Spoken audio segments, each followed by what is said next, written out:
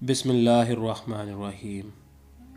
اپنے بہترین وقت کو نماز میں وقف کرو، کیونکہ تمہارے سب کام تمہاری نماز کے بعد ہی قبول ہوں گے۔ قبروں میں ایسے لاتعداد لوگ دفن ہیں جنہوں نے کل سے نماز شروع کرنی تھی۔ 3 انسان ایسے ہیں جن کی نماز قبول نہیں ہوتی۔ ایسا غلام جو مالک کی اجازت کے بغیر بھاگ جائے، جب تک پلٹ کے واپس نہیں آتا اس کی نماز قبول نہیں ہوتی۔ ایسی عورت جو اپنے خامند کو ناراض کر لیتی ہے، جب تک اس کو راضی نہیں کر لیتی اس کی نماز قبول نہیں ہوتی۔ ایسا انسان جو لوگوں کو نماز پڑھاتا ہے لیکن لوگ اس کے گناہوں کی وجہ سے اس کے پیچھے نماز پڑھنا نہیں چاہتے، اس کی بھی نماز قبول نہیں ہوتی۔ رسول اکرم صلی اللہ علیہ وآلہ وسلم کا ارشاد گرامی ہے، ہمارے اور کافروں کے درمیان فرق نماز ہے، جس نے نماز چھوڑی اس نے کفر کیا۔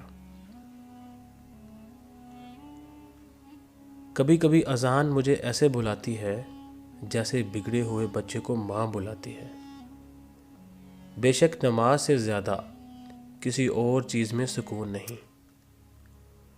مصروف زندگی ایک وقت کی نماز کو بھی مشکل بنا دیتی ہے، اور 5 وقت کی نماز مصروف زندگی کو بھی آسان بنا دیتی ہے۔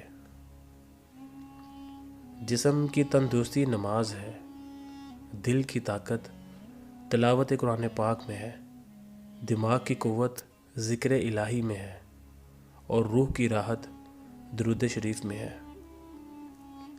فجر کی نماز کو اپنا نصیب بنا لو، ظہر کی نماز کو اپنا مقدر بنا لو، عصر کی نماز کو اپنی تقدیر بنا لو، مغرب کی نماز کو اپنی امید بنا لو، عشاء کی نماز کو اپنا مستقبل بنا لو، اور پھر دیکھو زندگی کتنی خوبصورت لگتی ہے۔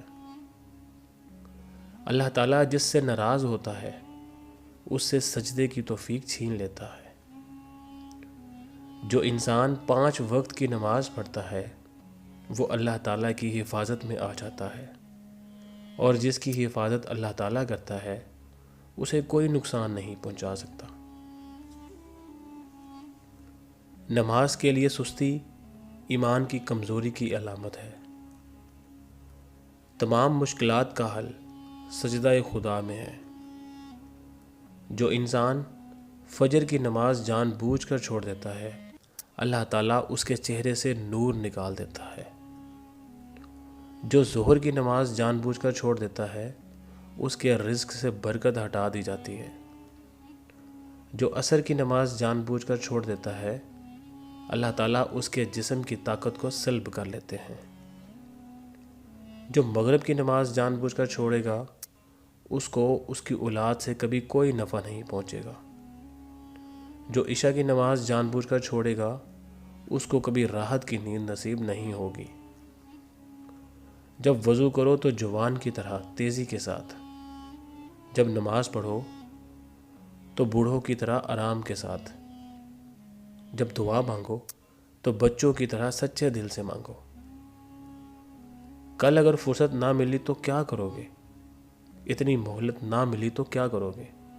روز کہتے ہیں کل پڑھیں گے نماز، کل اگر آنکھ نہ کھلی تو کیا کرو گے؟ مسلمان اور نماز میں سستی، یہ دونوں باتیں کبھی جمع نہیں ہو سکتی۔ نماز وہ واحد حکم ہے جسے اللہ نے آسمان سے وحی کے ذریعے نہیں اتارا، بلکہ اپنے محبوب حضرت محمد صلی اللہ علیہ وآلہ وسلم کو آسمان پر بلا کر تحفے میں دیا۔ صبح سویرے اخبار کی جگہ قرآن کا مطالعہ کریں تو واضح ہوتا ہے کہ اصل خبر اخبار میں نہیں قرآن پاک میں ہے۔